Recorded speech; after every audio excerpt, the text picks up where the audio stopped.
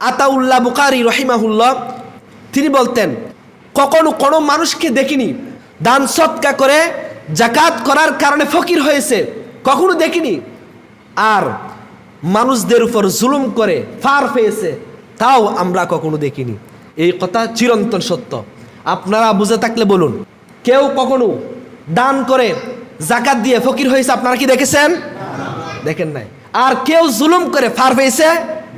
ফেরাউন ফার পেয়েছে, নমরুদ ফার পেয়েছে, বিগত কোনো ফেসিস্ট ফার পায়নি। তারাও ধরা খেয়েছে আল্লাহ তাআলার কাছে। তাদের এই ধরা কেমন? শুধু 5 আগস্টের ধরা নয়, মৃত্যুর সময় ধরা খাবে। শুধু মৃত্যুর সময় নয়, হাসরের ময়দানে আরো কঠিনভাবে ধরা খাবে।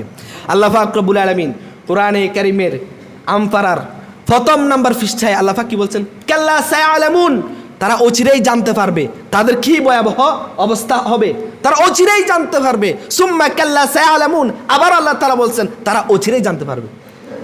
তাহলে একবার জানতে পেরেছে কিনা? পেরেছে। সামনে আরো জানতে পারবে, মরণের সময় জানতে পারবে, হাসরের ময়দানে তো কোনো রক্ষাই নেই। আল্লাহ পাক রব্বুল আলামিন কথা বলছেন, কাল্লা সায়ালামুন সুম্মা কাল্লা সায়ালামুন, তারা এখনো টের পায়নি, সামনে আরো বড় ভয়ঙ্কর ভাবে টের পাবে।